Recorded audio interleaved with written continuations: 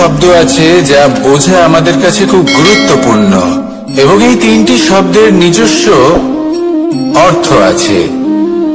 প্রথম হল সঙ্গবদ্ধতা, অর্থাৎ একসাথে মিলে কাজ করতে হবে, একসাথে মিলে পরিশ্রম করতে হবে, সামনে এগোতে হবে।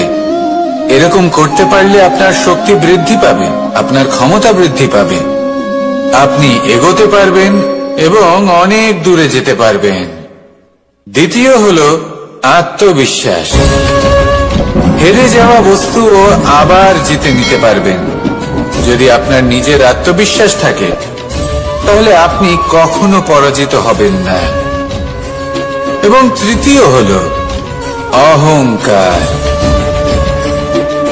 জয়লাভ করার পরেও কিন্তু এটা আপনাকে পরাজিত করতে পারে। সেই জন্য জীবনে সঙ্গবদ্ধ হন, আত্মবিশ্বাস রাখুন, কিন্তু কখনোই অহংকার করবেন না। এই অহংকার আপনার থেকে সবকিছু কেড়ে নিতে পারে। এই অহংকারের জন্যই মথুরাপতি কংস নিজের পতনের দিকে অগ্রসর হয়েছিলেন। এই অহংকারকে ত্যাগ করুন আর আমার সাথে ভালোবেসে বলুন, রাধা রাধা। এই সংসারে সব থেকে বেশি কঠিন কাজ কোনটা? কেউ বলবেন যুদ্ধ করা, কেউ বলবেন ধন অর্জন করা, আবার কেউ বলবেন জ্ঞান অর্জন করা সব থেকে বেশি কঠিন। এবার প্রত্যেক ব্যক্তির নিজস্ব অভিজ্ঞতা আছে, আর সেই অনুসারে তার নিজস্ব একটা উত্তর আছে। সাধারণভাবে দেখতে গেলে এই সংসারে সব থেকে কঠিন হল তপস্যা করা, অর্থাৎ সব কিছু ত্যাগ করে তপস্যায় নিজেকে বিলীন করে দেওয়া। এবার এর থেকে বেশি কঠিন এই সংসারে আর কি বা হতে পারে? এই সংসারে, এই সমাজে, নিজের পরিবারের মধ্যে থেকেও ধৈর্য ধরে সামনে অগ্রসর হওয়া, এটা হলো সব থেকে কঠিন কাজ। কারণ যখন আপনি তপস্যা করেন তখন সেখানে আপনার ধৈর্য ভাঙার মতো কেউ থাকেন না, না কোনো বন্ধু, না কোনো আত্মীয়, না কোনো শত্রু, কেউ না। কিন্তু যখন আপনি এই সমাজে, এই পরিবারে থাকেন, কোনো না কোনো ব্যক্তি এসে আপনার ধৈর্যের বাঁধ ভেঙে দেওয়ার ক্ষমতা রাখেন। তারা আপনার ধৈর্যের বাঁধ ভেঙে দেয়, আর কখনো কখনো তারা অনিচ্ছাকৃতভাবেই সেটা করে থাকেন। কারণ তাদের মানসিকতা আপনার থেকে আলাদা, তাদের কর্ম আপনার থেকে আলাদা, তাদের দৃষ্টিভঙ্গি আপনার থেকে আলাদা, জীবন যাপন আপনার থেকে আলাদা। সেক্ষেত্রে আপনি ধৈর্যচ্যুত হন, প্রসন্নতা আপনার থেকে ছিনিয়ে নেওয়া হয়।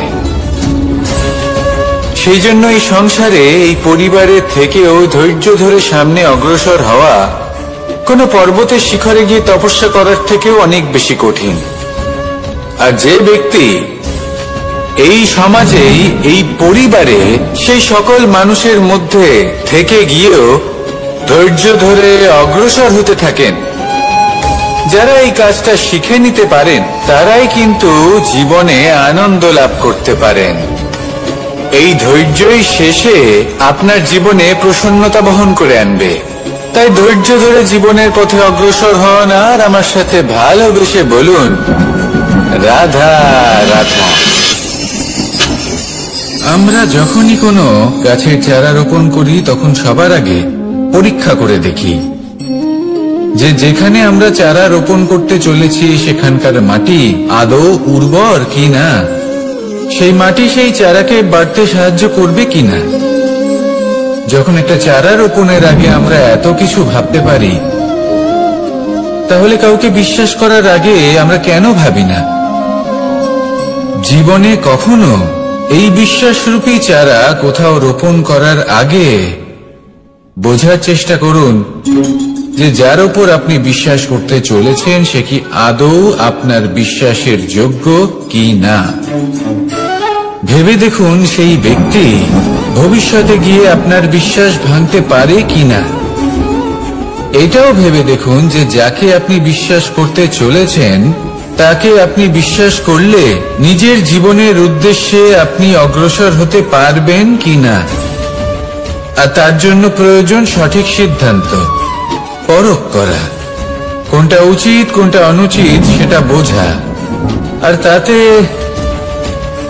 তাতে কিন্তু আপনি সন্দেহবাতিক হবেন না, তাতে আপনি আরো নিপুণ হয়ে উঠবেন।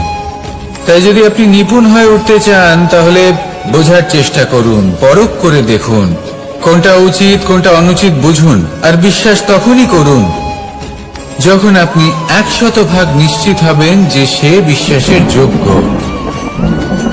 আসুন আমার সাথে ভালোবেসে বলুন, রাধা রাধা। রাধা কখনো কখনো আমার জন্য বড়ই সুগন্ধি আতর নিয়ে আসে, পারিজাত ফুলের মালা নিয়ে আসে আমার প্রসাধন করবে বলে, এবং আমার সব থেকে বেশি প্রিয় মাখন নিজে হাতে বানিয়ে আনে আমাকে নিজে হাতে খাইয়ে দেবে বলে, সবকিছু আমাকে প্রসন্ন করবে বলে। কিন্তু আপনি কখনো ভেবেছেন যে এই আতর কিভাবে বানানো হয়?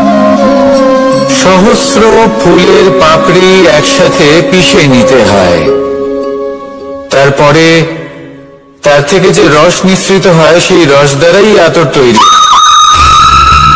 অনেক সংখ্যক ফুলকে অসীম যন্ত্রণা ভোগ করতে হয়, তবে তারা আমার প্রসাধন সামগ্রী হয়ে উঠতে পারে। দুধ থেকে মাখন তৈরি করার জন্য কতটা পরিমাণ মন্থন সহ্য করতে হয় সেটা আপনি জানেন। ঠিক সেই রকমই হলো আমাদের জীবনও। বিপদও আসে, কঠিন পরিস্থিতিও আসে, এর সম্মুখীন হতে শিখুন। মনে রাখবেন আপনি হলেন সেই দুধ যাকে মন্থন সহ্য করতে হবে মাখন হয়ে ওঠার জন্য। মনে রাখবেন আপনি হলেন সেই ফুলের মতন যাদের পিষ্ট হতে হবে সুগন্ধি আতর হয়ে ওঠার জন্য, যাকে এই সংসার পছন্দ করে। কখনো কখনো জীবনে আপনার সাথে খারাপ শুধুমাত্র এই কারণে ঘটে যাতে আপনার শ্রেষ্ঠ রূপ এই সংসারের সামনে আসতে পারে। শুধুমাত্র কঠিন পরিস্থিতি এবং বিপদকে একটা সুযোগ হিসেবে দেখার চেষ্টা করুন। আপনার জন্য এই সংসার বদলে যাবে, সংসারকে দেখার দৃষ্টিভঙ্গি পাল্টে যাবে, আপনার ভাগ্য পাল্টে যাবে, আর এই মন প্রসন্ন হয়ে বলবে, রাধা রাধা। পাশা নামক এই খেলাটি আপনারা নিশ্চয়ই খেলেছেন, না খেলে থাকলে দেখেছেন, আর যদি দেখেও না থাকেন তাহলে নিশ্চিত রূপে শুনেছেন। মহাভারতের এই মহাযুদ্ধ কোথাও না কোথাও এই পাশা নামক খেলার কারণে হয়েছিল। পাশার এই বিচিত্র খেলা, দান, এইসবের কারণে কেউ নিজের মাথায় রাজ মুকুট পরিধান করেছিলেন, আবার সেখানে পরাজিত হওয়ার জন্য কাউকে বনবাস ভোগ করতে হয়েছিল। কিন্তু এই খেলা সমাপ্ত হওয়ার পরে সমস্ত ঘুঁটি আর এই পাশার ছক একই পুটলিতে স্থান পেল।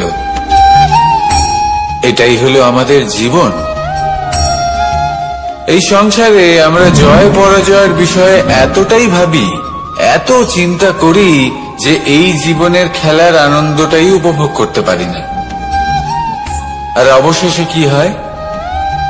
কেউ জয়ী হন, কেউ পরাজিত হন, কিন্তু দুজনেই একই স্থানে পৌঁছে যান। প্রত্যেক ব্যক্তি মৃত্যুর পরে একটি নির্দিষ্ট স্থানেই পৌঁছতে বাধ্য, কিন্তু ততক্ষণ এই জীবন, এই খেলা, তার আনন্দ উপভোগ করুন। এই সংসারে সেই ব্যক্তি শ্রেষ্ঠ স্থানে পৌঁছতে পেরেছেন যিনি এই সংসারকে প্রকাশ প্রদান করেছেন, যিনি কখনো জয় পরাজয় এ বিষয়ে ভাবেননি, শুধু এই জীবনের খেলার আনন্দ উপভোগ করেছেন। এটাই আপনিও করুন, আর আমার সাথে ভালোবেসে বলুন, রাধা রাধা। প্রত্যেক মানুষ নিজের জীবনে দুঃখ অনুভব করেন। প্রত্যেকের দুঃখ আলাদা হতে পারে। কারোর মনে এই দুঃখ থাকে যে সে তার বাবা মায়ের সব ইচ্ছে পূরণ করতে পারেননি। কেউ এটা ভেবে দুঃখ পান যে সে চিরকাল সদাচার করেছেন, সৎকর্ম করেছেন, কিন্তু তাও তাকে দুরাচারী বলে মনে করা হয়। কেউ এটা ভেবেও দুঃখ পান যে তার সামনে যে ব্যক্তি রয়েছেন তার চোখে তিনি শত্রু হয়ে উঠেছেন বা দুষ্ট হয়ে উঠেছেন, যেখানে তিনি হয়তো কোনো অনুচিত কাজই করেননি। এবার এই সমস্ত বিষয় নিয়ে ভেবে নিজের ব্যক্তিত্ব নিয়ে সন্দেহ প্রকাশ করবেন না।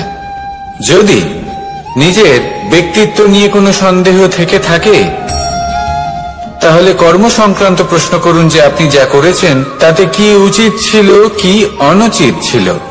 যেটা প্রয়োজন সেটা এটা বোঝার যে আপনার অন্তর্মন, আপনার বিবেক আপনাকে কি বলছে, আর আপনার অন্তর্মন আর আপনার বিবেক আপনাকে যেটা করতে বলবে শুধু সেটাই করুন।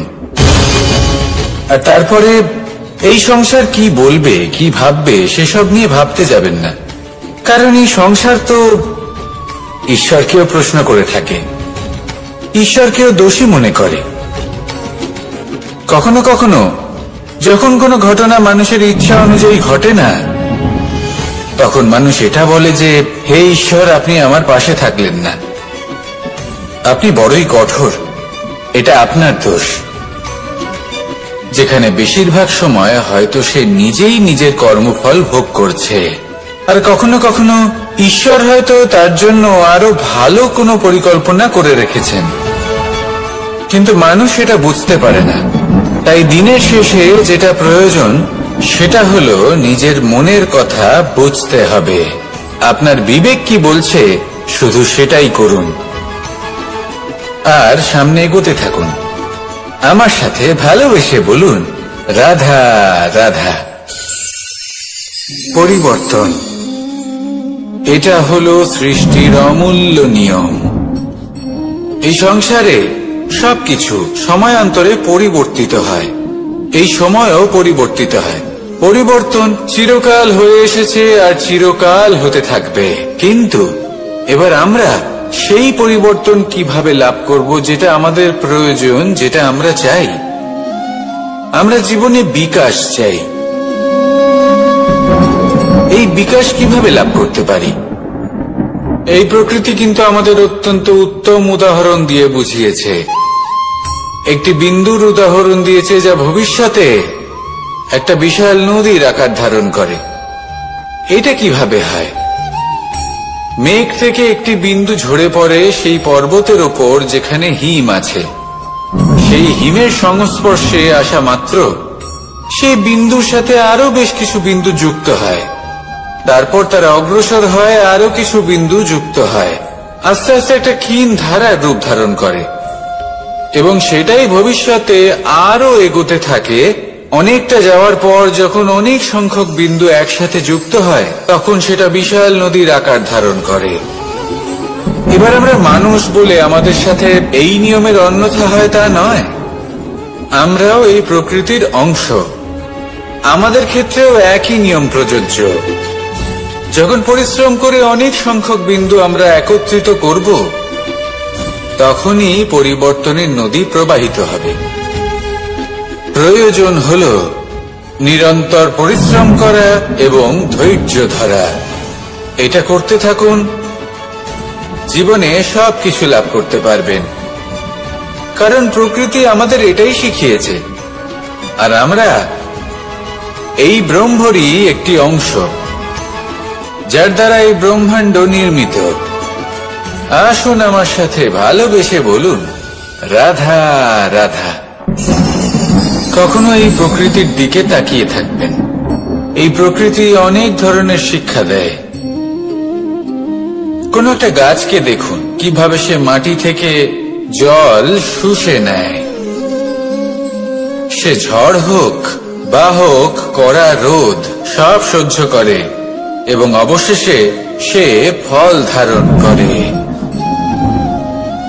আর সেই ফল উৎপন্ন করার পরে সে ফল কিন্তু সে নিজে গ্রহণ করে না, এই সংসারকে প্রদান করে, যাতে পশু পাখি মানুষ তারা এই ফল গ্রহণ করে শক্তিশালী হয়ে উঠতে পারে, সুস্থ থাকতে পারে। সেভাবেই নদী, সরোবর এরা নিজেরাও কিন্তু নিজেদের জল গ্রহণ করে না, মাটিকে প্রদান করে, পশু পাখিকে প্রদান করে। সূর্য নিজেও নিজের জন্য প্রজ্বলিত হয় না, সে প্রকাশ ছড়িয়ে দিতে চায় আমাদের সবার কাছে, সে আলো পৌঁছে দিতে চায়। এই প্রত্যেকের কর্মে পরমার্থ নিহিত আছে, আর সেই জন্যই এদের সকলকে পুজো করা হয়। তাই মনে রাখবেন,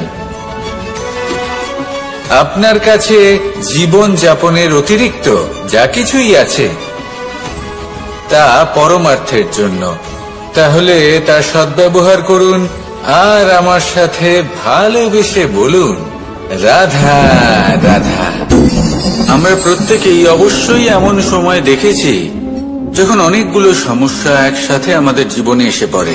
সমস্যা আমাদের প্রত্যেকের জীবনেই থাকে, আমরা তার সমাধান খুঁজতে চেষ্টা করি, কখনো সমাধান খুঁজে পাই, আবার কখনো যতই চেষ্টা করি না কেন কোনো সমাধান খুঁজেই পাই না। আর যখন এটা হয় তখন মানুষ অত্যন্ত বিচলিত হয়ে পড়েন। নিজের আত্মীয় স্বজন, নিজের বন্ধু বা সংসার, এদের ওপরে এই দোষ চাপিয়ে দেন যে এদের জন্যই এই সমস্যা এসেছে। এবার যদি আমি আপনাকে কোনো পরামর্শ দিই তাহলে এটাই বলবো যে দৃষ্টিভঙ্গি পাল্টে দেখুন। এই দৃষ্টিভঙ্গি দিয়ে দেখুন যে এই সংসারে যে সমস্যায় আসুক না কেন তার জন্য কেউ দোষী নয়, না আপনি না অন্য কেউ। এই পুরো খেলাটাই আপনার মানসিকতা, আপনার দৃষ্টিভঙ্গি, আপনার মনে। কিভাবে বোঝাচ্ছি, যখন আমাদের মন শক্ত থাকে তখন কঠিন থেকে কঠিনতর পরিস্থিতিও আমাদের জীবনে খুব বেশি হলে প্রতিস্পর্ধা হয়ে থেকে যায়। সেখানে যদি আমাদের মন দুর্বল থাকে তখন অল্প কঠিন পরিস্থিতিও আমাদের কাছে খুব বড় সমস্যা হয়ে যায়, তাই না? একটা শক্ত মন কঠিন পরিস্থিতিকে প্রতিস্পর্ধা হিসেবে দেখে আর তার মধ্যে ওটা সুযোগ খুঁজে নেয়। আমাদের শুধু এটাই করতে হবে। এই সংসারে অন্য কাউকে দোষী মনে করলে আপনার সমস্যা দূর হয়ে যাবে না। সেই জন্য এই সংসারকে দোষ দেওয়ার বদলে এই সমস্যার মূলে চলে যান, সেটাকে বুঝুন, নিজের এই মনকে শক্ত করে তুলুন। যদি আপনার মন শক্তিশালী হয় তাহলে এই সংসারে অনেক বড় বড় কঠিন থেকে কঠিনতর পরিস্থিতিও যদি আসে, আপনার জীবনে যতই বড় বড় সমস্যা আসুক না কেন আপনার লক্ষ্য লাভে বাধা দিতে পারবে না। আসুন আমার সাথে ভালোবেসে বলুন, রাধা রাধা। আমরা সবাই পাথর দেখেছি, পর্বতও দেখেছি, শুকনো পাতাও দেখেছি, শ্যামল বনানীও দেখেছি। কখনো ভেবেছেন পাথরের অস্তিত্ব কিন্তু ততক্ষণ পর্যন্ত যতক্ষণ সে পর্বতের গায়ে আটকে থাকে। যখন সেই পর্বত থেকে সেই পাথর ভিন্ন হয়ে যায় ও নিজের অস্তিত্ব হারিয়ে ফেলে। আস্তে আস্তে কখনো পাথর কেটে বা কখনো পিষ্ট হয়ে সেই পাথর আস্তে আস্তে মাটিতে পরিণত হয় এবং পূর্ণরূপে নিজের অস্তিত্ব হারিয়ে ফেলে। এটাই পাতার সাথেও হয়।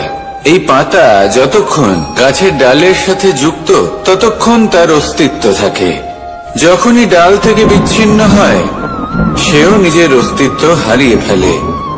আর এটাই আমাদের সাথেও হয়।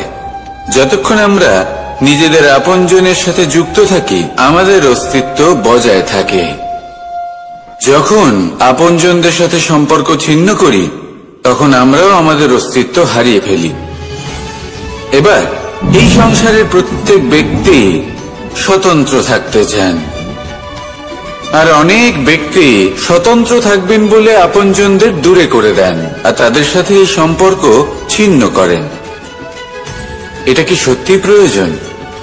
আপনজনদের সাথে সম্পর্ক ছিন্ন করে নিজের অস্তিত্ব হারিয়ে ফেলা প্রয়োজনীয়, নাকি আপনজনদের সাথে সম্পর্ক বজায় রেখে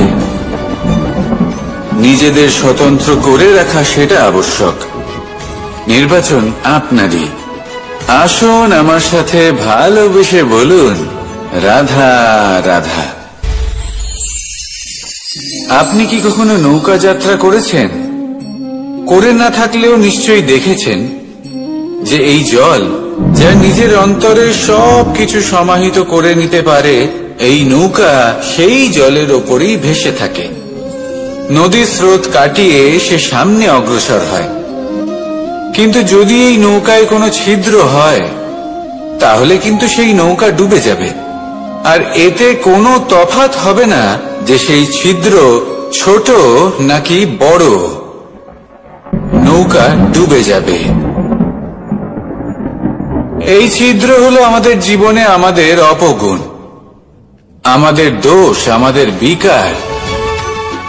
কখনো এটা ভাববেন না যে এই দোষ খুবই ছোট, এতে কিছুই যাবে আসবে না। না, সেই ছোট দোষ, সেই ছোট বিকার, যদি সেটাকে শুধরে না নেন, তাহলে সেটা আপনাকে আপনার পতনের দিকে নিয়ে যাবে। শেষ পর্যন্ত এটা আপনার উপর নির্ভরশীল যে আপনি কি চান। আপনার জীবনের এই নৌকা এভাবেই ডুবে যেতে দেখবেন, নাকি নিজেকে শুধরে নিয়ে সেই নৌকার সেই ছিদ্রটাকে ভরিয়ে তুলতে চাইবেন? নির্বাচন আপনার। আসুন আমার সাথে ভালোবেসে বলুন, রাধা রাধা। জল, জলই পৃথিবীতে বেঁচে থাকার জন্য আবশ্যক তো বটেই, কিন্তু এই জল আমাদের একটা অত্যন্ত গুরুত্বপূর্ণ শিক্ষা প্রদান করে। কখনো এই জলকে দেখেছেন? যে পরিস্থিতিতেই এই জল প্রবাহিত হোক না কেন, এর উপর যা কিছুই প্রভাব থাকুক না কেন, এর পথে যতই বাধা আসুক না কেন, তার মধ্যে থেকে ও নিজের পথ ঠিক বের করে নেয়, কিন্তু নিজের প্রবাহ থামতে দেয় না, ক্রমাগত অগ্রসর হতে থাকে। সেরকমই একটা শিক্ষা যেটা আমরা জল থেকে পেয়ে থাকি, তা হলো এটা: আমরা যখন জলের দিকে তাকাই, তখন আমরা নিজের প্রতিবিম্ব দেখি, স্পষ্টভাবে দেখতে পাই। কিন্তু তখনই দেখতে পাই যখন এই জল শান্ত থাকে, স্থির থাকে। যদি এই জল অশান্ত হয়ে থাকে, স্থির না হয়, তাহলে আমরা এতে নিজের প্রতিবিম্ব দেখতে পাই না। এটাই আমাদের মনের সাথেও হয়ে থাকে। যখনই জীবনে কোনো সংকট আসে, যদি আমরা শান্ত মনে, স্থির মনে সিদ্ধান্ত নিই, তাহলে সেটা এমন একটা শীতল সিদ্ধান্ত হবে যেটা আমাদের ভবিষ্যৎকে একটা শ্রেষ্ঠ স্থানে নিয়ে যাবে। যদি এই মন অশান্ত হয়, বিচলিত হয়, পীড়িত হয়, দুঃখিত হয়ে থাকে, রুষ্ট হয়ে থাকে, তাহলে অনেক সময় আমরা এমন সিদ্ধান্ত নিই যেটা আমাদের জন্য অনুচিত প্রমাণিত হয়। যখন আপনি ক্রুদ্ধ ছিলেন বা দুঃখের বশে ছিলেন, তখন অনেক সময় হয়তো এমন সিদ্ধান্ত নিয়েছেন যেটার জন্য ভবিষ্যতে আপনি অনুশোচনা করেছেন। এবার দেখুন, এই আবেগগুলো থেকে আমরা পালাতে পারবো না, কিন্তু এই আবেগগুলো আপনার উপর কতটা প্রভাব ফেলবে সেটা আমরা অবশ্যই ঠিক করতে পারি। এই মনকে আমরা নিয়ন্ত্রণ করতে পারি। এটাই করুন, চিন্তা করুন, এই মনকে শান্ত রাখুন, স্থির হতে চেষ্টা করুন, আর তারপরে সিদ্ধান্ত নিন। আসুন আমার সাথে ভালোবেসে বলুন, রাধা রাধা। এই সংসারে ভৌতিক বস্তুরও নিয়তি আছে। যারাই এই সংসারে আসে বা উৎপন্ন হয়, তারা কিছুমাত্র সময় পর্যন্তই এখানে থাকতে পারে, আর তারপরে সেও লুপ্ত হয়ে যায়।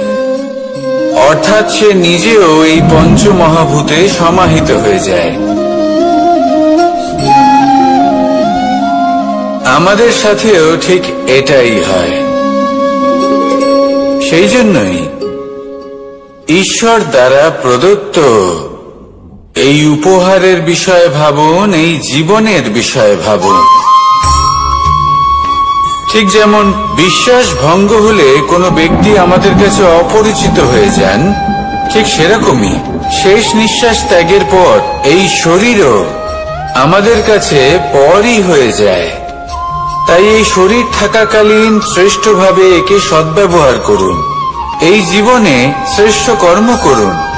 আর এই জীবনকে শ্রেষ্ঠভাবে যাপন করার জন্য কিছু কথা বোঝা প্রয়োজনীয়। যদি আপনি কারোর প্রশংসা করেন তাহলে পূর্ণ হৃদয় দিয়ে করুন। যদি আপনি হস্তক্ষেপ করে থাকেন তাহলে মস্তিষ্ক দ্বারা করুন। যদি আপনি সমীক্ষা করেন তাহলে বিবেক দ্বারা করুন। যদি আপনি ধন অর্জন করতে চান তাহলে নীতি অনুসারে চলুন।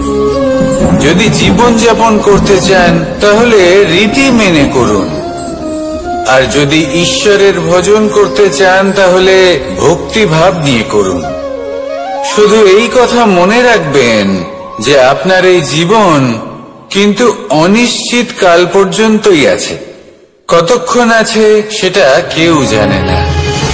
তাই কিছু মুহূর্ত যেটা যাপন করতে আমরা এখানে এসেছি সেখানে ক্রোধ, অহংকার, ঈর্ষা এইসব আবেগের কি গুরুত্ব বলুন তো? এগুলো ত্যাগ করুন। মানুষকে ক্ষমা করতে শিখুন। আস্তে আস্তে বিশ্বাস করতে শিখুন। এই সংসারে নিঃস্বার্থভাবে প্রেম করতে শিখুন আর সবার মধ্যে আনন্দ বিতরণ করুন। তাই এই সব গুণ যদি আপনি আত্মসাৎ করতে পারেন তাহলে আপনার জীবনে শুধু আনন্দ এবং আনন্দই বিরাজমান হবে। আসুন আমার সাথে ভালোবেসে বলুন, রাধা রাধা। এবার কখনো কখনো জীবনে আমাদের মনে হয় যে চতুর্দিকে শুধুমাত্র অন্ধকারই হয়ে আছে। প্রত্যেকেরই তা কখনো মনে হয়। আর তখনই আমাদের নিরাশ হলে চলবে না, আমাদের দুঃখী হলে চলবে না। সেই সময় আমাদের খুঁজতে হবে নিজেদের আশেপাশে, চতুর্দিকে আর কোথাও না কোথাও আমরা প্রকাশ অবশ্যই দেখতে পাবো। আশার একটা কিরণ অবশ্যই দেখতে পাবো। কেউ এমন একটা কর্ম করেন যেটা দেখে আমরা প্রেরিত হয়ে যাই। আর এমন কোন কর্ম যদি আপনারা করেন তাহলে সেই কর্ম আপনার মনকে প্রসন্ন ভাব, আনন্দ এবং ভালোবাসার দ্বারা ভরিয়ে তুলবে। আপনার অন্তরের সেই অন্ধকারের অন্ত করবে, দুঃখেরও অন্ত করবে। আর এই মন প্রসন্ন ভাব নিয়ে বলবে, রাধা রাধা। দেখতে গেলে এই সংসার বড়ই সুন্দর, কিন্তু আসল সত্যি এটাই যে সংসারে সবকিছু নশ্বর। যেটা কাল ছিল তা আজ নেই, যা আজ আছে তা কাল ছিল না, আর যা আজ আছে তা কালও থাকবে না। প্রত্যেক মানুষকেই যথাসময়ে কালের কাছে মাথা নত করতে হয়। এই রূপের বিনাশ করে বার্ধক্য, প্রাণের বিনাশ করে মৃত্যু, আলস্য, ঈর্ষা ধর্মের বিনাশ করে, আর ক্রোধ বিনাশ করে সম্পর্কের। কিন্তু এরকম একটা অনুভূতি আছে যা একাই সমস্ত গুণ বিনাশ করতে সক্ষম হয়, আর সেটা হলো অহংকার। তাই জ্ঞানকে নিজের কাছে আসতে দিন, কিন্তু অহংকারকে কখনোই নয়। কারণ যদি এই অহংকার আপনার কাছে চলে আসে তাহলে জীবনে যা কিছু আপনি অর্জন করেছেন, তা সে গুণ হোক বা হোক ধন, সে বন্ধু হোক বা হোক আনন্দ, সবকিছু শেষ হয়ে যাবে। রাধা রাধা। এই পাথর দেখতে পাচ্ছেন আপনি? কত গোল, কতটা চকচকে।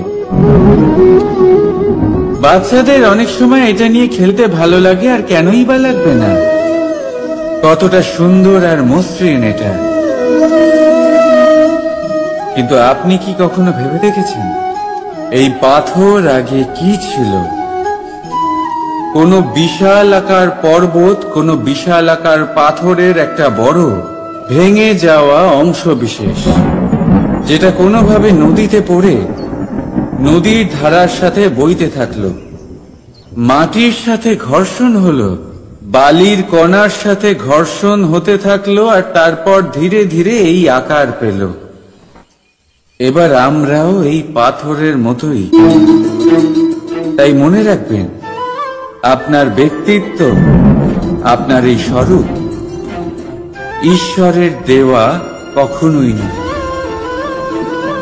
হ্যাঁ, প্রকৃতি অবশ্যই আপনাকে জন্ম দিয়েছেন, কিন্তু আপনি নিজে নিজের ব্যক্তিত্বের রচয়িতা, আর আপনি তা রচনা করেন কঠিন পরিস্থিতির মুখোমুখি হয়ে, সংকটের ধারা পার করে। তাই আপনিও এই পাথরের মতো নিরন্তর চেষ্টা করতে থাকুন, নিজের অস্তিত্ব বজায় রাখুন, এই অস্তিত্বকে মহান করতে থাকুন, আর আমার সাথে ভালোবেসে বলুন, রাধা রাধা। বর্ষাকালে যখন ভয়ানক বৃষ্টি হয়, তীব্র গতিতে যখন হাওয়া চলে, তখন আপনি নিশ্চয়ই দেখেছেন যে পাখিরা, যাদের বাসা মাঝে মাঝে ভেঙে পড়ে, নষ্ট হয়ে যায়, কিন্তু আপনি কি কখনো সেই পাখিদের বিলাপ করতে দেখেছেন? কখনো নয়। যখনই সেই বৃষ্টি থেমে যায়, তারা আবার একটু একটু করে খড়কুটো জোগাড় করে তাদের বাসা বানিয়ে ফেলে, নিজের সংসার সেই রকমই বানিয়ে দেয় যেমন আগে ছিল। এমন কেন? কারণ এই ঝড়ের তাণ্ডবের সাথে সেই পাখিদের কোনো বোঝাপড়া করারই নেই। তারা শুধু সেটাই করতে থাকে যেটা তাদের হাতে আছে, আর সেটাই হলো, আর এটাই হলো সুখী জীবনের মূল মন্ত্র। যেটা আপনার হাতে নেই, তা নিয়ে বিলাপ করে আপনার কোনো লাভ হবে না। মনোসংযোগ তাতেই করুন যা আপনার হাতে রয়েছে। যা বদলে গেছে তাকে আপনি আবার বদলাতে পারবেন না, কিন্তু যা আপনি বদলাতে পারবেন তাতে মনোসংযোগ করুন। এই জীবনে একটু ধনাত্মক হয়ে উঠুন, দেখবেন সব শুভ হবে। রাধা রাধা।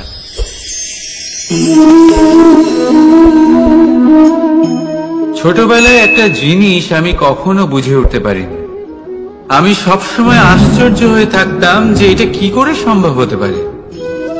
ব্যাপারটা ছিল এরকম, আমি আমাদের গোয়াল ঘরে দেখতাম ভিন্ন ভিন্ন রং রূপের গাভী। কারোর রং কালো তো কারোর রং সাদা, কেউ খয়েরি তো কারোর রং বাদামি। এবার আমি দেখতাম কারোর কারোর শিং বড় তো কারোর এত ছোট যে দেখাই যায় না। কোনো গাভী আকারে ছোট ছিল তো কেউ একটু বড়, কিন্তু যখন সেই সব গাভী দুধ দিত, তখন আমি দেখতাম সেই সব দুধ সমান, রং সমান, স্বাদ সমান, গুণও সমান, আর সমান পুষ্টিও। এবার আমি এটা বুঝতে পারতাম না। আমার দৃষ্টিতে তো সমস্ত গাভী আলাদা আলাদা ছিল। আমি ভাবলাম আমি মাকে জিজ্ঞেস করি। মাকে জিজ্ঞেস করলাম। মা আমাকে বললেন, কানাই, রং রূপ পাল্টালেও গাভীদের বাস্তবিকতা তো পাল্টায় না। গাভী তো গাভীই থাকবে। এবার আমি এটা বুঝতে পারি না যে মানুষ এটা আত্মসাৎ কেন করতে পারে না। দেখুন, রং, রূপ, জাত, ধর্ম, ভাষা, এই সবের উপরে হলো মনুষ্যত্ব। আর মনুষ্যত্বের একটাই ধর্ম, আর সেটা হলো প্রেম। তাই এই প্রেম আপনি সকলের সাথে ভাগ করে নিন, প্রেমের সাথে সকলের সেবা করুন। এই মনুষ্যত্বর অমৃত চেখে দেখুন, আর আপনি বুঝে যাবেন যে আমরা কেউ আলাদা আলাদা নই, আমরা সবাই সমান। রাধা রাধা। সাগর, কত বিশাল হয় এই সাগর! কি না করতে পারে এই সাগর! এক মুহূর্তের মধ্যে সব ধ্বংস করে দিতে পারে, প্রলয় ডেকে আনতে পারে, সংসার মুছে ফেলতে পারে। এই সাগর জীবন জ্যোতি নিভিয়ে দিতে পারে। কিন্তু এই সাগর যা মেটাতে পারে না, তা হলো একজন তৃষ্ণার্তের তৃষ্ণা। অন্যদিকে এই ঘোড়া, যা এতটাই ছোট যে গোপিনীরা একসঙ্গে অনেকগুলো নিয়ে চলতে পারে, কিন্তু এই ছোট ঘোড়া অনেকের তৃষ্ণা মেটাতে পারে। এবার বলুন, জল সাগরেও আছে, আবার এই ঘোড়াতেও। তাহলে পার্থক্য কোথায়? এখানে পার্থক্য হলো তাদের আচরণের মধ্যে। একজন মাটির মধ্যে মিষ্টি জল ধরে রাখে, তো আরেকজন নিজের নোনা জলের আঘাতে যে কাউকে মাটিতে মিশিয়ে দিতে পারে। আপনি কি হতে চাইবেন? সাগরের নোনা জল হয়ে কারোর আশা চূর্ণ বিচূর্ণ করে দিতে, নাকি মিষ্টি জলের ঘোড়া হয়ে কারোর তৃষ্ণা মেটাতে? সিদ্ধান্ত আপনার। রাধা রাধা। কতবার এমন হয়, আপনি কোনো কাজ করার জন্য কাউকে দায়িত্ব দেন, কিন্তু সেই ব্যক্তি সেই কাজ সম্পন্ন করতে পারে না, অসম্পূর্ণ রেখে দেয়, অথবা ঠিকভাবে করতে পারে না। এবার এই পরিস্থিতিতে কি হয়? আপনি ক্রুদ্ধ হয়ে যান, তার উপরে আপনি রেগে যান, তাকে তিরস্কার করেন, আর তারপরে সেই কাজ সম্পন্ন করতে আপনি নিজেকেই নিযুক্ত করেন, আর শেষ পর্যন্ত সেই কাজ সম্পন্ন হয়েই যায়। এবার এই বিষয়ে সমস্যা সেই ব্যক্তির চেষ্টায় নয়, সমস্যা আপনি যে সেই ব্যক্তিকে ভরসা করলেন তার ছিল। আমরা অন্যের প্রতি ভরসা করাকে প্রথম পদক্ষেপ বানিয়ে, আর নিজের উপরে বিশ্বাসকে শেষ সম্বল। কিন্তু তার বদলে এটাই হওয়া উচিত যে নিজের উপরে ভরসাকে আমরা প্রথম পদক্ষেপ বানাই, তাকে নিজের সহায় মানতে হবে। যদি আপনি এমন করেন, তাহলে পরিণাম আরো সুখকর, আরো আনন্দদায়ক হবে। তাই মনে রাখবেন, এই সংসারে আপনার সব থেকে বড় ভরসা আর কেউ নেই। এই সংসারে আপনার সব থেকে বড় রক্ষাকর্তা আর কেউ নেই, বরং আপনি নিজেই। রাধা রাধা। আসুন আপনাকে একটা প্রশ্ন করছি, সোনা আর লোহার মধ্যে তফাৎ কি? এবার বেশিরভাগ লোকের উত্তর এটাই হবে যে সোনা বহুমূল্য, সোনার মূল্য লোহার থেকে অনেক বেশি। এটা ঠিক, কিন্তু আমাদের এটা ভোলা ঠিক হবে না যে সোনা আমাদের সাজগোজের কাজে লাগে, আমাদের আরো বেশি সুন্দর দেখায়। অন্যদিকে লোহা সেই সৈনিকদের ঢাল ও তলোয়ার হয়ে তাদের রক্ষা করে, যারা আমাদের প্রাণকে রক্ষা করেন। এই সৈনিক না থাকলে আমাদের প্রাণও থাকবে না। এবারে বলুন, সোনার মূল্য বেশি হওয়াতে কি লোহার মূল্য কমে যায়? কখনোই না। ঠিক সেইভাবে এই জীবনে আপনি যতই চেষ্টা করুন, কিছু না কিছু এমন থেকে যাবে যা আপনি কখনোই পাবেন না, আর সেই কারণে নিজেকে অক্ষম মনে করা অনুচিত। হতে পারে আপনার কাছে সেই গুণ আছে যেটা সংসারে আর কারোর কাছে নেই। সেই গুণটাকে চিনুন, সেটাকে বাড়ান, আর সেটাকে ব্যবহার করুন। তাই মনে রাখবেন, সংসারে প্রত্যেকটা ব্যক্তি বিশেষ হয়, আর এই সংসারে সবাই সবকিছু পায় না। নিজেই দেখে নিন, সোনাকে যে দোকানে সাজিয়ে রাখা হয়, সেই দোকানের তালা লোহা দিয়ে তৈরি হয়।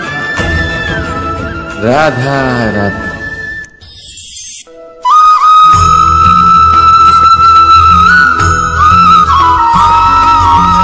মানুষের মানসিকতা এমন হয় যে সে যতটা করে আশা করে যে তার থেকে অনেক বেশি তার বদলে সে পাবে। দেখুন, সবকিছুই আপনার ভাবনা চিন্তার উপর নির্ভর করছে। আপনি যদি ফলের বিষয়ে ভেবে কর্ম করতে থাকেন তাহলে সেটা অনুচিত। জীবনের আসল আনন্দ হলো নিজের কর্ম করতে থাকা, ফলের চিন্তা করা উচিত নয়। যদি আপনি এরকম ভাবেন যে আমি এতটা করছি, আমার এতটা পাওয়া উচিত, সেই ভাবনা অনুচিত। যদি আপনি সেবার মানসিকতা নিয়ে কর্ম করতে থাকেন, কর্মচক্রে প্রবাহিত হন, যদি আপনি এমন ভাবনা রাখেন যে আমি এতটা পাচ্ছি তাই এর থেকে অনেক বেশি আমি কর্ম করব, তাহলে নিশ্চিত রূপে আপনি যতটা করছেন তার থেকে অনেক বেশি আপনি পাবেন। আপনার আশার থেকে অনেক বেশি আপনি পাবেন। শুধু জীবনে অনেক বেশি কাজ করতে থাকুন, ফলের চিন্তা করবেন না। আর মনে রাখবেন, এই ভাবনাই সব থেকে বড় বীজ। কর্মের উপর বিশ্বাস রাখুন। জীবনে যা যা আপনি চান সবই সুখময় হবে। আসুন আর আমার সাথে ভালোবেসে বলুন, রাধা রাধা।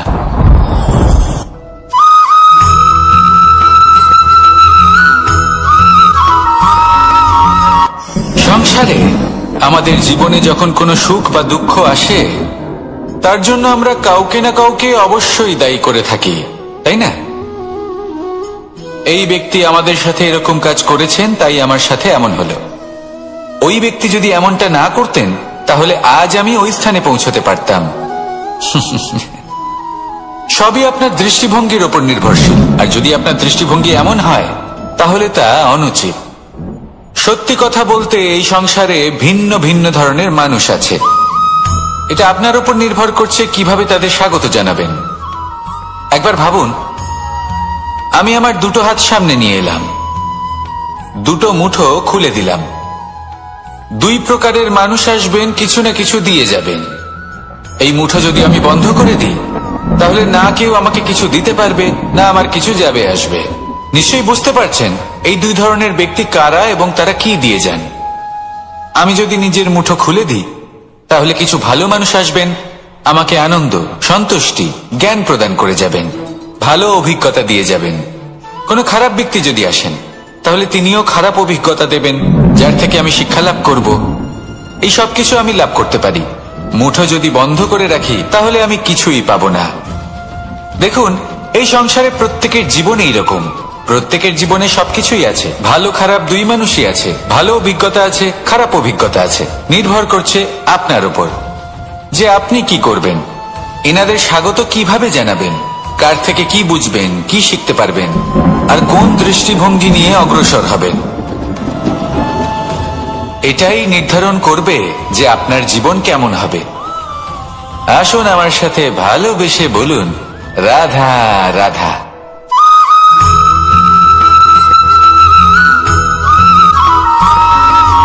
ফিরে আসছিলেন এবং তাদের ফেরার পথে হঠাৎ করে কোথাও থেকে একটি বাছুর চলে এলো। এই দুই বোন ভয়ভীত হয়ে গেলেন আর তাদের হাত থেকে সেই আটা পড়ে গেল, মাটিতে মিশে গেল। এবার এই পুরো ঘটনাক্রমে যদি কারোর বিন্দুমাত্র লাভ হয়ে থাকে, বিন্দুমাত্র আনন্দ পেয়ে থাকে, তাহলে সে কে? সেই ছোট বোন, যিনি মাঝে মাঝেই গমের দানা তুলছিলেন এবং খাচ্ছিলেন। কিছুটা হলেও উনি আনন্দ লাভ করেছিলেন। এবার এরকমই হলো আমাদের জীবনে ভক্তি এবং ভালোবাসা সংক্রান্ত বিষয়। মানুষ নিজের জীবনের দৈনিক কাজে এতটাই ব্যস্ত হয়ে পড়েন, প্রত্যেকদিন শুধু কাজ কাজ কাজ কাজ করতে থাকেন, আর তাতে ভক্তি এবং ভালোবাসার জন্য সময় বার করতেই পারেন না। দেখুন, জীবনে ভক্তি আর প্রেমের এই যে ছোট ছোট মুহূর্ত আছে, এগুলো যদি আপনি যাপন করতে পারেন তাহলে তাতেই আপনি তৃপ্তি লাভ করবেন। বাকি সবই আপনার ব্যর্থ বলেই মনে হবে। জীবনে যখনই আপনি কোনো কাজ করবেন, ঈশ্বরের প্রতি সমর্পিত হয়ে সেই কাজ করুন। আর যখনই সময় পাবেন তাহলে সেই সময় নিজের আপনজনদের দিন, যাদের আপনি ভালোবাসেন, তাদের প্রতি যত্নবান হন, তাদের শুভাকাঙ্ক্ষী হন। এই প্রেম আর ভক্তির ছোট ছোট মুহূর্তগুলো আপনার জীবনকে চরিতার্থ করে তুলবে। আসুন আমার সাথে ভালোবেসে বলুন, রাধা রাধা।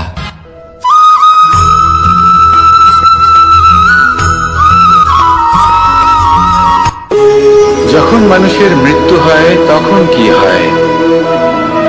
অনেক সংখ্যক মানুষ শোক পালন করতে চলে আসেন। যে ব্যক্তি মৃত্যু লাভ করেছেন তার অনেক বস্তু থাকে যেগুলো তার প্রিয়, যেগুলো তিনি ব্যবহার করেছেন। তার শয্যা, তার বস্ত্র, তার আভূষণ সবকিছু তার থেকে বিচ্ছিন্ন করা হয় এবং খালি হাতে তাকে শ্মশানের উদ্দেশ্যে রওনা করা হয়। আমি আপনাকে এই প্রশ্ন করতে চাই, আপনি এই সংসারে কি অর্জন করেছেন? ধন সম্পত্তি, বস্ত্র, আভূষণ, এই সবকিছু যে আপনি অর্জন করেছেন, আপনার মৃত্যুর পরে তা আপনার থেকে দূর হয়ে যাবে। এর উত্তর হলো একটাই, আপনার কর্ম। শুধু সেটাই আছে যা একান্ত আপনার, আর শুধু সেটাই এই সংসার থেকে চলে যাওয়ার পরেও সংসারেই জীবিত থাকবে। যদি আপনি দুষ্কর্ম করেন তাহলে এই সংসার আপনাকে একটি অনুচিত উদাহরণ হিসেবে মনে রাখবে যে এই ব্যক্তি খুব পাপী ছিল, অনুচিত কর্ম করতেন। যে পথে তিনি চলেছেন সেই পথে কারোর চলা উচিত নয়। সেখানেই যদি আপনি সৎকর্ম করেন তাহলে সংসার চিরকাল এটাই বলবে যে খুব ভালো মানুষ ছিলেন, সবাইকে ভালোবাসতেন, সবাইকে সাহায্য করতেন, আমার খুব প্রিয় মানুষ ছিলেন। এটাই হলো শ্রেষ্ঠ কর্ম। সেই জন্য জীবনে শুধুমাত্র ধন সম্পত্তি, আভূষণ এই সব অর্জন করতে গিয়ে নিজের মনোনিবেশ করবেন না। শ্রেষ্ঠ কর্ম করুন। সংসার থেকে চলে যাওয়ার পরেও এই কর্মই এই সংসারে আপনাকে জীবিত রাখবে। আসুন আমার সাথে ভালোবেসে বলুন, রাধা রাধা।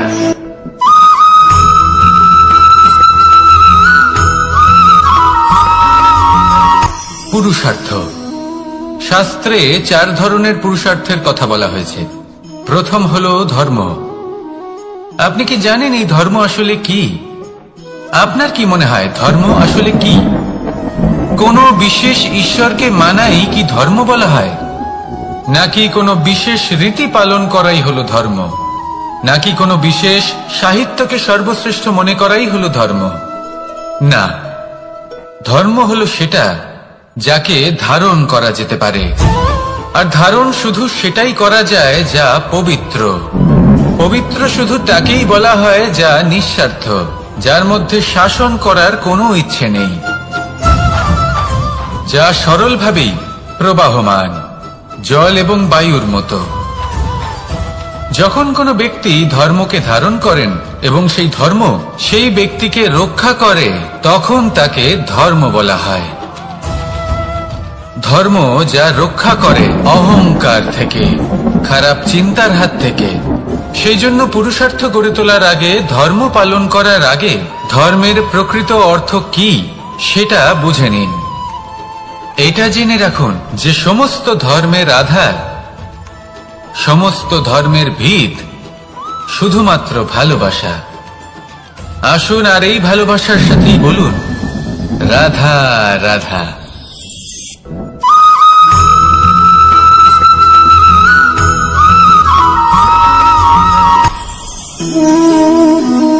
শক্তি এক অত্যন্ত বিচিত্র বস্তু, বা বলতে পারেন অনুভূতি। পিতা সবসময় চান যেন তিনি তার শক্তি পুত্রকে। আসুন আপনাকে সহজে বোঝাই। যদি আপনি সুপাত্র হন আর আপনাকে শক্তি দেওয়া হয়, তাহলে আপনি সেই শক্তির গুরুত্ব বুঝবেন, কোথায় সেই শক্তি প্রয়োগ করা উচিত সেটা বুঝবেন। আর এটা যেহেতু অর্জন করা শক্তি হবে, সেই শক্তির অপব্যবহার হবে না। কিন্তু যদি এই আপনি কুপাত্র হন আর যদি আপনাকে এই শক্তি দেওয়া হয়, তাহলে কি হবে? দেখতে গেলে এই শক্তি আপনি দান হিসেবে পেয়েছেন, তাই না আপনি এই শক্তির গুরুত্ব বুঝবেন আর না এর প্রয়োগ আপনি জানবেন। তার অপব্যবহার হওয়া সুনিশ্চিত। তাই যদি আপনি কোনো শক্তি অর্জন করতে চান, তাহলে আগে তার যোগ্য হয়ে উঠুন। পুত্র নয়, পাত্র হয়ে উঠুন। আর আমার সাথে ভালোবেসে বলুন, রাধা রাধা।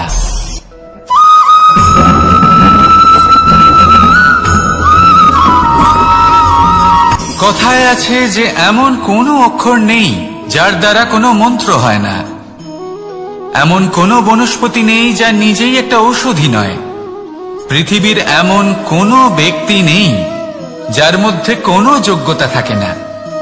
শুধু প্রয়োজন হলো যে ব্যক্তিকে আমরা খুঁজে চলেছি তাকে সঠিকভাবে চিনে নেওয়া। যদি তার যোগ্যতা, তার বিশেষত্ব আমরা বুঝতেই না পারি, তাহলে আর লাভ কি রইল?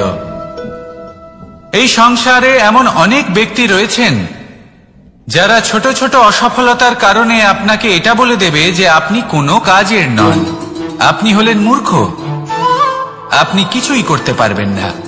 এইসব কথায় কখনোই বিশ্বাস করবেন না, কারণ আপনি এবং প্রত্যেকটি জীব এই পরমাত্মা এবং এই প্রকৃতির সৃষ্টি, যা অত্যন্ত বিশেষ। যদি আপনাকে উদাহরণ দিই তাহলে একদিকে আছে তরোয়াল, একটা বড় লম্বা তরোয়াল যার দ্বারা যুদ্ধ করা যায়, জয়লাভ করা যায়। আর অন্যদিকে রয়েছে একটা ছোট্ট সূচ, কিন্তু যে কাজ একটা ছোট্ট সূচ করতে পারে তা একটা তরোয়াল দ্বারা সম্ভব নয়। এর অর্থ হলো এটাই যে প্রত্যেকটা রচনা অত্যন্ত অমূল্য এবং অত্যন্ত বিশেষ হয়। তাহলে বিশ্বাস রাখুন যে আপনি অত্যন্ত বিশেষ একজন, আর প্রেমের সাথে বলুন রাধা রাধা।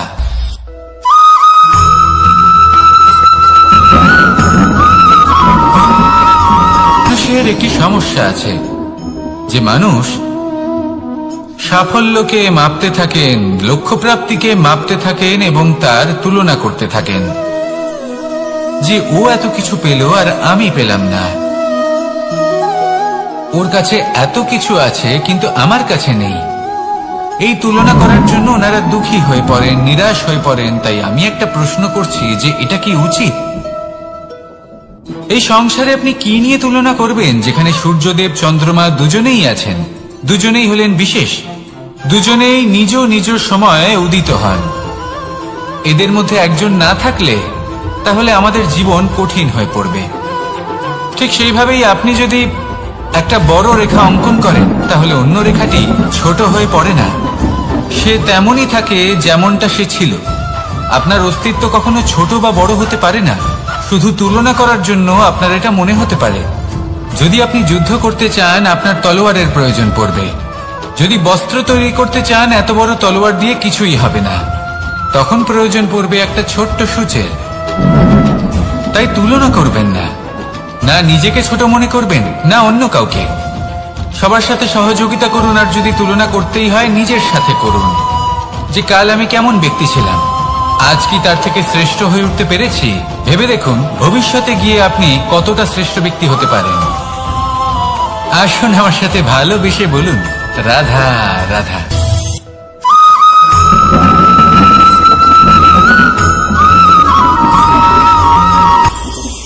এটা হলো ধান গাছ, এর থেকে যে চাল উৎপন্ন হয় তা মানুষ গ্রহণ করেন। আর এটা কি? এ হলো জংলি ঘাস। একবার ভেবে দেখুন যদি এই জংলি ঘাস ধান গাছের আশেপাশে থাকে তাহলে কি হবে? ধান উৎপন্ন হতে পারবে? তা উৎকৃষ্ট হতে পারবে? আমরা কি তা গ্রহণ করতে পারবো? কখনোই নয়। এই জংলি ঘাস ধানকে নষ্ট করে দেবে, কিন্তু নিজে জীবিত থাকবে। এটাই হলো আজকের শিক্ষা। এই সংসারে যদি আপনি নীতির পথে চলতে চান, উচিত কর্ম করতে চান, সংসারকে সেবা করতে চান, তাহলে জংলি ঘাসের মতো ব্যক্তিদের থেকে সবসময় দূরে থাকতে হবে। সেই ব্যক্তি যারা দুর্নীতি এবং মিথ্যা দ্বারা পরিপূর্ণ, যাদের ব্যবহার অশুভ, যাদের অনেক অশুভ গুণ রয়েছে, তারা সঠিক নয়। সেই সকল ব্যক্তি যাদের চরিত্র অত্যন্ত দুষ্ট হয়, তারা হয় শুভ চরিত্রের ব্যক্তিকে একদম নষ্ট করে দেয়, নয় নিজের মতো বানিয়ে তোলে।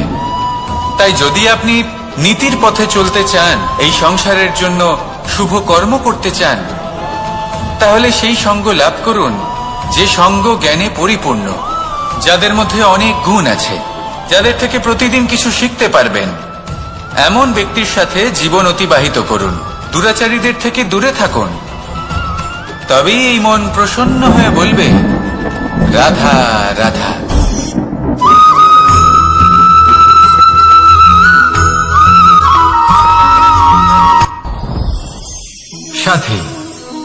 সাথী এই শব্দটির ব্যাখ্যা কে কিভাবে করে? মিত্র, সখা, বন্ধু। কিন্তু অর্থ একটাই, তিনি যিনি আপনার সঙ্গী হন আর তিনি যার সাথী আপনি হন। এবার সব থেকে বড় প্রশ্ন হলো এটাই যে তিনি কে হতে পারেন যাকে আপনি আপনার সাথী বলে মেনে নিতে পারেন, নিজের সখা, নিজের মিত্র, নিজের বন্ধু মেনে নিতে পারেন। আপনার সাথী হলেন তিনি যিনি দুঃখের সময় আপনার পাশে থাকবেন, আপনার হাত ধরে থাকবেন। আপনার সাথী হলেন তিনি যার হাত আপনি নিজের সুখের দিনে ধরে থাকবেন। সেই সাথীরই হাত ধরুন যিনি দুঃখে সবসময় আপনাকে সাহায্য করার জন্য তৎপর হয়ে থাকেন, আপনার পাশে থাকেন, আর যাকে সুখের দিনে আপনি আপনার সাথে রাখতে পারেন। আর যখন আপনার সাথে আপনার এই সাথী থাকবে তখন আপনি এটা বুঝবেন যে যখন জীবনে দুঃখ আসে তখন এই দুঃখ কমে যায়, সবার মধ্যে ভাগ হয়ে যায়। আর যদি তখন সুখ আসে তাহলে সেটা সবার উপস্থিতিতে আরো বেড়ে যায়। এটাই হলো প্রেম, এটাই হলো ভালোবাসা, এটাই হলো সঙ্গ। যেমন সম্পর্ক আমার আর রাধার মাঝে। তাহলে আসুন আর আমার সাথে ভালোবেসে বলুন, রাধা রাধা।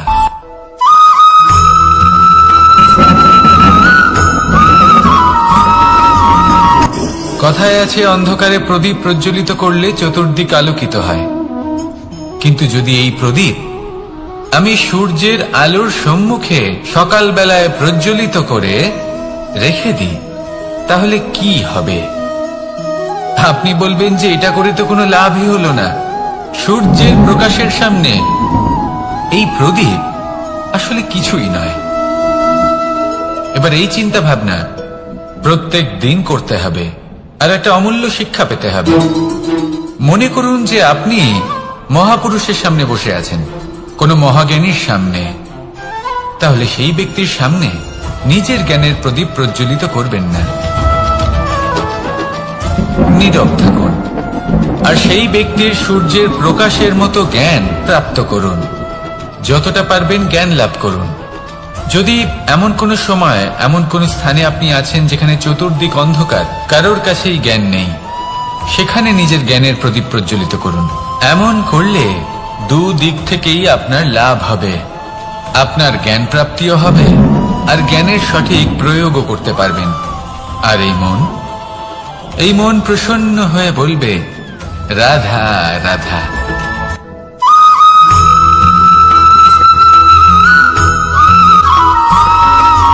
প্রত্যেক মানুষ নিজের জীবনে হীরক তথা হীরে এবং দর্পণ এই দুই দেখেছেন। এই দুই হলো সাদা এবং এরা দুজনেই আলোর প্রতিফলন ঘটায় এবং এরা দুজনেই উজ্জ্বল হয়ে ওঠে। আপনি হয়তো মনে মনে ভাবছেন যে এটা কি ধরনের তুলনা করছি। একটা হীরে তো রত্ন, তার মূল্য দর্পণের থেকে অনেক গুণ বেশি। কিন্তু হীরে থাকাতে দর্পণের মূল্য কিন্তু কোনো অংশে কমে যায় না, তাই না? মানুষ যখন হীরে নিজের হাতে নেয় তখন সবার আগে কি খোঁজে? দর্পণ, যাতে তার মধ্যে দিয়ে দেখে সে বুঝতে পারে যে সেই হীরে আদৌ তার শোভাবর্ধন করছে কিনা, তাকে ভালো দেখাচ্ছে কিনা, প্রসাধনের জন্য সেটা ব্যবহার করা ঠিক হবে কিনা।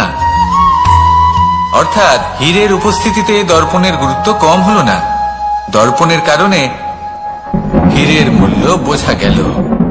আমাদের জীবনেও ঠিক এরকমই ঘটে। আপনারা যদি সংসারে নিজের আশেপাশে দেখেন, এমন অনেক মানুষ দেখতে পাবেন যারা নিজেদের ক্ষেত্রে মহান স্থানে পৌঁছেছেন, নিপুণ এবং শ্রেষ্ঠ হয়েছেন। আর তাদের মধ্যে আপনার নিজের মনে হয় যেন আপনি হলেন দর্পণ। নিজেকে ছোট মনে করবেন না। আপনার মূল্য কম হচ্ছে না, আপনার নিজস্ব মূল্য আছে। আর যদি আপনার অস্তিত্ব না থাকে তাহলে ওনাদের অস্তিত্বের মূল্য সংসার বুঝতেই পারবে না। জীবনে সবসময় চেষ্টা করবেন যাতে আপনি আরো বেশি শ্রেষ্ঠ হয়ে উঠতে পারেন। আপনি নিজে যে স্থানে আছেন সেটাকে ছোট মনে করবেন না, তারও নিজস্ব একটা মূল্য আছে। যদি আপনি হীরে হয়ে থাকেন তাহলে অহংকার করবেন না, যদি আপনি দর্পণ হয়ে থাকেন তাহলে নিজেকে ছোট মনে করবেন না। আসুন আর আমার সাথে ভালোবেসে বলুন, রাধা রাধা।